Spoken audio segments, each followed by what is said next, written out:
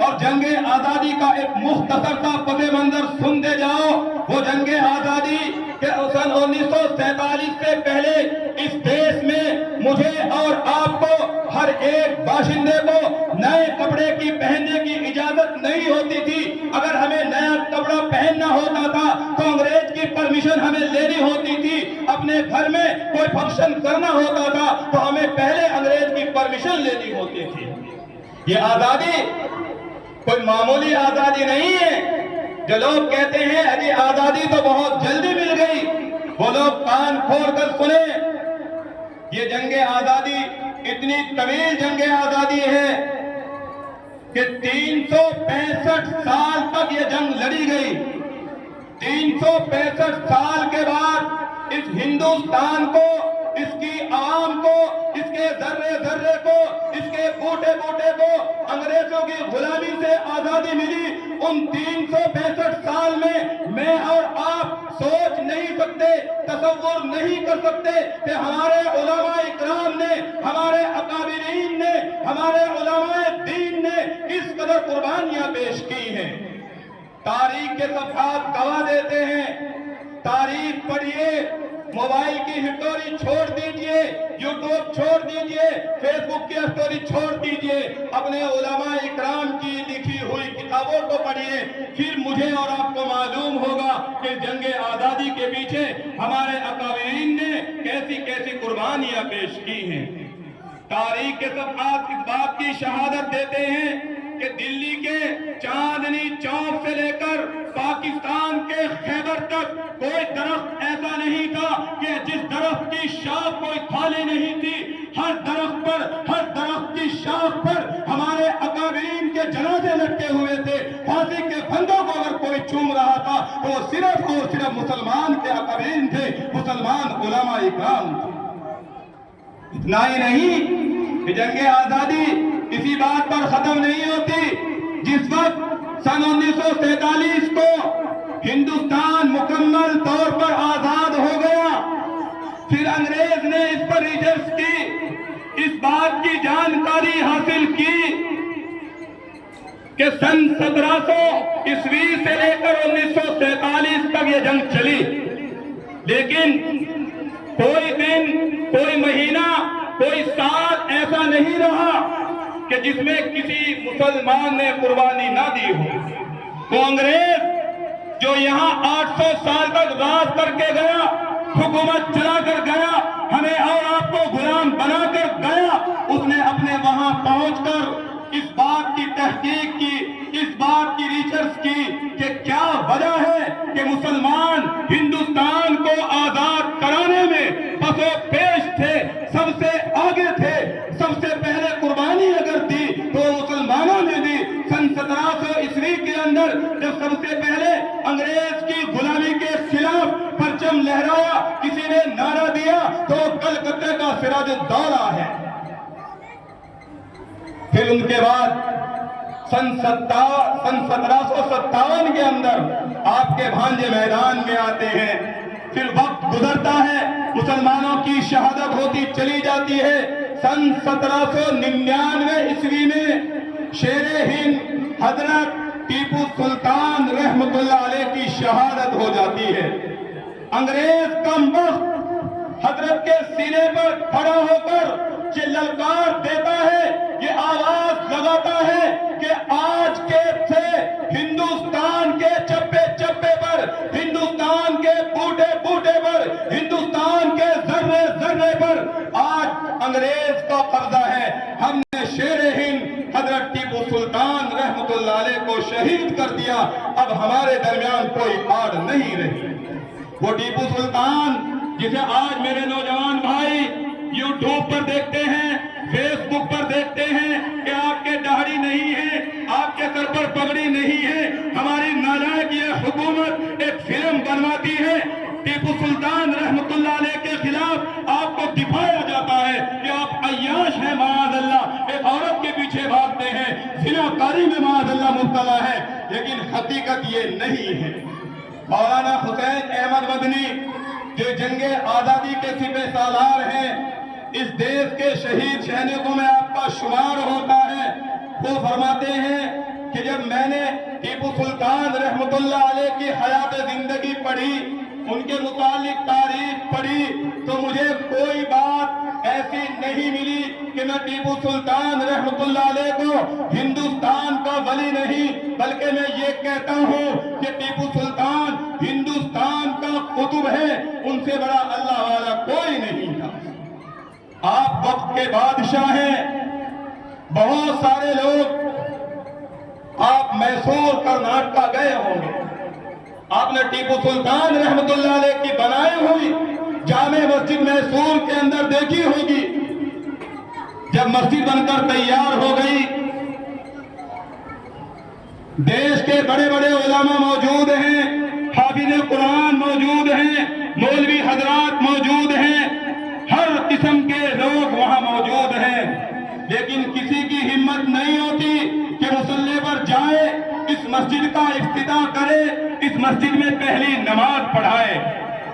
حضرت ٹیپو سلطان رحمت اللہ علیہ تشریف لاتے ہیں اور ارشاد فرماتے ہیں، یوں کہتے ہیں کہ میری بنائی ہوئی مسجد ہے، اس مسجد کا افتتاح وہ آدمی کرے گا، پہلی نماز اس مسجد کے اندر وہ شخص پڑھائے گا جس کے اندر 3 خوبیاں موجود ہوں گی۔ پہلی خوبی یہ ہوگی کہ وہ آدمی صاحب ترتیب ہو۔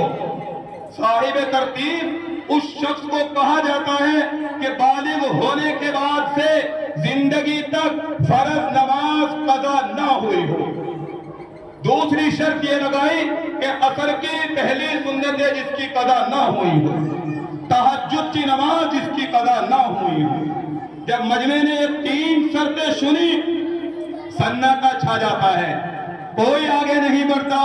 ٹیپو سلطان رحمت اللہ علیہ سر جھکاتے ہیں اور کہتے ہیں کہ آج تک میری بات کا راز تھا، لیکن اب شرط لگا دی، کوئی اس قابل نہیں ہے، میں ٹیپو سلطان فاتح علی محمد حیدر، میں اس قابل ہوں کہ میں صاحب ترتیب ہوں۔ بالغ ہونے سے لے کر آج تک میری فرض نماز قضا نہیں ہوئی، میری عصر کی سنتیں قضا نہیں ہوئی، میری تہجد کی نماز قضا نہیں ہوئی۔ آگے بڑھے، اس مسجد کا افتتاح کیا، مصلی پر کھڑے ہو کر عصر کی نماز باجماعت پڑھائی۔ یہ ٹیپو سلطان رحمت اللہ علیہ جن کو آج ہم لوگ اپنی بدقسمتی کہیے یا اپنی لا علمی کہیے یا اپنی زندگی کو مشغول کرنے والا کہیے کہ ہم اگر سمٹ کر رہ گئے ہیں تو صرف انسٹاگرام کی ریل تک ہماری پہنچ ہے، یوٹیوب کی ویڈیو تک ہماری پہنچ ہے اور فیس بک کی پوسٹ تک ہماری پہنچ ہے۔ ہم مبارکباد دیتے ہیں قاری منور صاحب سعادتی کو کہ جنہوں نے 3 سال کے اندر ماشاءاللہ یہ چمن کھلایا اور بسایا ہے۔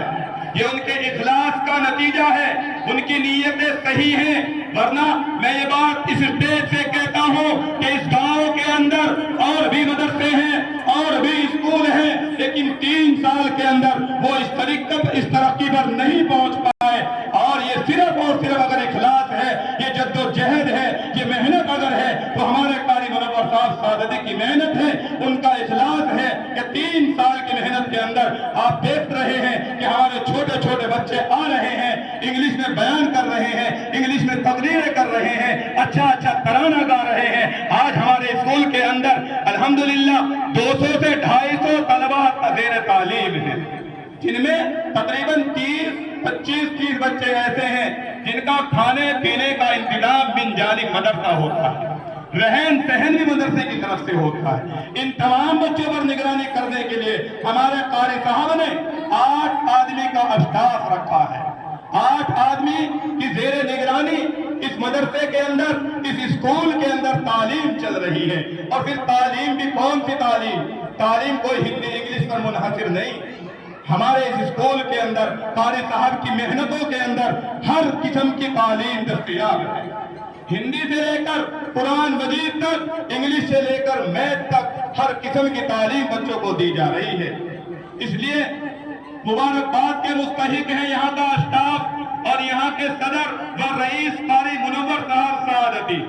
جس وقت حضرت شیخ الہند مولانا محمود الحسن انگریز کی جیل سے چھوٹ کر، مالٹا کی جیل سے چھوٹ کر دیوبند تشریف لائے، آپ کے سواگت کے لیے، آپ کے استقبال کے لیے ہزاروں علماء علماء کا مجمع موجود ہے، ہزاروں لاکھوں ہندوستانی آپ کا استقبال کرنے کے لیے دارالعلوم کے اندر موجود ہیں۔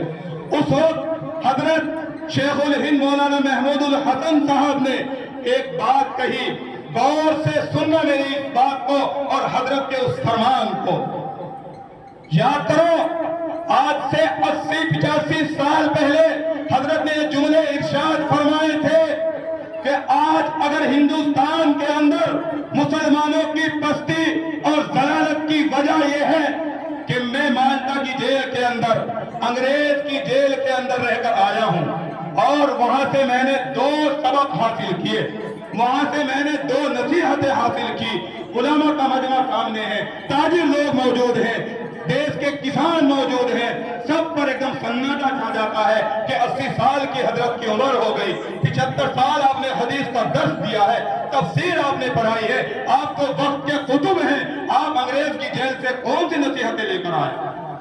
حضرت نے فرمایا کہ سنو اے اہل وطن، سنو ہندوستانیوں، سنو امت مسلمہ کے نوجوانوں اور بڑوں، سنو کہ میں مالٹا کی جیل کے اندر سے یہ نصیحت لے کر آیا ہوں کہ مسلمانوں کی ضلالت، مسلمانوں کی پستی کی جو وجہ ہے آج کے دور کی نہیں، آج تو مسلمان گلی گلی چھت رہا ہے، گلی گلی پٹ رہا ہے، گلی گلی ذلیل ہو رہا ہے۔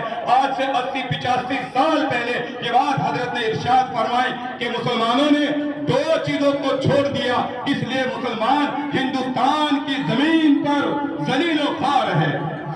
لوگوں نے بڑی توجہ سے حضرت کی بات سنی۔ حضرت نے فرمایا کہ پہلی وجہ یہ ہے کہ مسلمانوں نے قرآن کریم کو چھوڑ دیا، قرآن کریم کو پسے پشت ڈال دیا۔ یقین کے ساتھ کہا جا سکتا ہے، میں آپ کا بچہ ہوں، اگر میں یہاں سے آپ کو بھی پوچھتا ہوں کہ بتاؤ صبح فجر کی نماز کے بعد سورہ یاسین شریف کی تلاوت کن کن حضرات نے کری، تو یقین کے ساتھ کہا جا سکتا ہے کہ 2-4 ہاتھ اٹھیں گے، زیادہ نہیں اٹھنے والے۔ آج ہم نے قرآن کو چھوڑ دیا، قرآن کی تعلیم کو چھوڑ دیا، قرآن کو پسے پشت ڈال دیا۔ ایک وجہ یہ ہے ہماری ضلالت کی، ہمارے بے عزت ہونے کی۔ دوسری وجہ حضرت نے فرمائی کہ ہندوستان کا مسلمان ذلیل اس لیے ہے کہ ہمارے آپ سے اختلافات ہیں۔ آج خاندان خاندان کا نہیں، باپ بیٹے کا نہیں، بیٹا باپ کا نہیں، بھائی بھائی کا نہیں، حتیٰ کہ اگر یہ کہا جائے کہ بیٹی ماں کی نہیں اور ماں بیٹی کی نہیں تو اس میں کوئی زیادتی نہیں کی جا سکتی۔